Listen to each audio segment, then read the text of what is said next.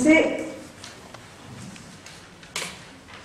ゴメス・マルコスは、MIT D ラボヘルスでインストラクターをしておりまして、また MIT D ラボからスピンアウトしたイノベーション・フォー・インターナショナル・ヘルスという団体のディレクターもしております。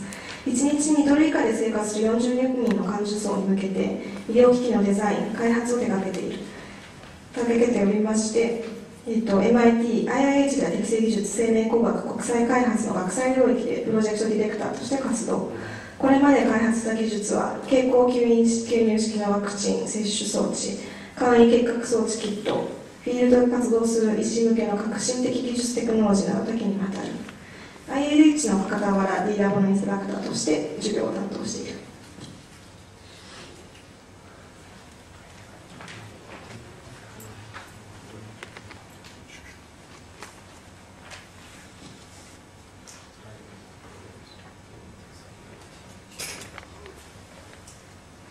少し調整に時間かかっているので、喋りたい。You can speak about the Wi-Fi situation in Japan if you really want. Yeah, share that. I'm not going to start an international. Good morning. Thank you for having me in Japan. It's the first time in Japan, and while this slows, I can give you a general idea of what we do at MIT through the D-Lab and how we'd like to share that model, and more importantly, learn through you about how you would update design for the developing world. As we get, I think we're ready to go. I'm going to divide the presentation, as they've asked me, into two parts. D-Lab, MIT itself, and then a series of technology examples that illustrate the model into practice. Most of you know about MIT through magazines or Goodwill Hunting or whatever you wish. And the first thing that comes to mind is not the stuff I do, but really, you know, astronauts, robots, nanotechnology, solar cars. Very high-tech stuff. On the other hand, we work in a different part of the lab, where we use multidisciplinary collaboration to design tools for the developing world that are sustainable, replicable, and affordable to those living on less than $2 a day. The environment around international development at MIT focuses largely on service projects. And I'll contrast that to research projects and the importance of both. Service projects, we have about 3,000 students every year, mostly undergrads, that participate in service projects. 300 of these students participate in service projects in international settings. We have a suite of 12 classes and growing, starting with the original D-Lab for Development that was an introduction into international development and the use of technology. And now we have about 12 classes focusing on essential D-Lab, like development, design, and dissemination, and then sectorial classes, like Ken Endo's and my own class on D-Lab Health and Ken's Developing World Prosthetics, which you'll hear about in a second. We also have a business venture class that shows how to take these technologies and convert them into business models so they can be disseminated sustainably. Our footprint is around 25 countries around the world. We send students to all of them every year. There's about 40 projects ongoing at any given time. And it's as remote as places as Nicaragua, Honduras, Tanzania. We've had people come into Southeast Asia, and obviously the usual suspects like India and Nepal. One of the things that is different from D-Lab, I suppose, and other programs is we stress user as a designer as a common platform for developing technologies. We're very used to taking our fancy degrees or our fancy education and the resources that a place like MIT has and throwing the word sort of technology assistance. Whether it's USAID or JICA or GTC, we're used to just sending the experts, parachuting in with a solution, and then taking off and leaving the technology to fend for itself. In general, that doesn't work. It might work for large-scale projects, but not for BOP design. So what we do is we empower the user to become an inventor along with us And we do it in a very practical way. We either go there and believe that they can also design and figure out ways how to make that possible. Obviously, we have some expertise in that, but we channel that expertise through the user. And what that does is it allows the technology to actually sustain itself once we're gone. Because now that person is proud that they are also part of the design process. And our students are taught that from day one. And I would encourage you, as you develop your own version of D-Lab in Japan, to take that to heart.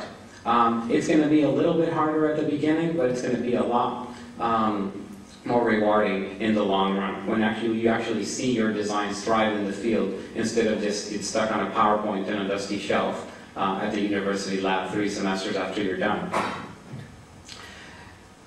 How did we get there? Appropriate technology started in the 1970s when Ernst Schumacher published a book called Small is Beautiful. And the idea was our general notion of how to design for the developing world. He said, you know, we need a better solution for the small-scale farmers instead of the large agricultural interventions by IMF and World Bank. And he published his book, and I like the title, my boss likes the title. He said, it's Economics as if People Mattered. And he went down to Southeast Asia, installed a lot of interesting agricultural technology, but never really asked anybody what they needed. It was more of an ethnographic research project looking at how people use things, but basically looked at the problem, came back to the lab, invented something, deployed it, and it's done. It doesn't work that way. You have to ask your user. It took us until the 1980s to figure out that, hey, why don't we ask the clients what they actually need instead of just coming up with what we think they need?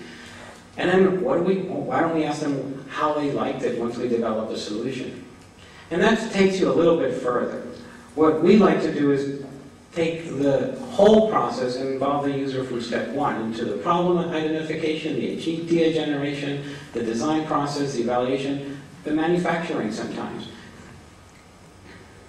And we do it, whether it's nurses in Nicaragua designing medical devices using toolkits, or farmers designing corn shellers so that they can shell corn 10 times faster.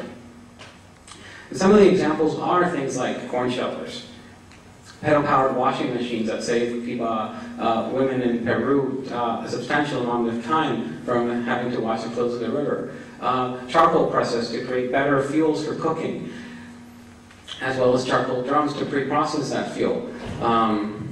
Solar autoclaves in Nicaragua to sterilize medical instruments when there's no electricity or expensive sterilization devices. Water testing equipment that's less than $100. And treatment equipment. Arsenic tests and, arsenic treatment facilities that work based on very simple metal-based filters.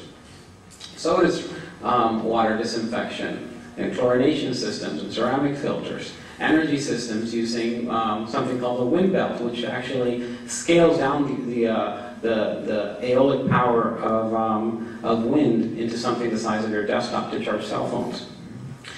And then through the use of ICT, just like our previous speaker, Bill, the use of ICT to get better prices for farmers. I think that's a repeat. Global Cycle Solutions is another D-Lab invention.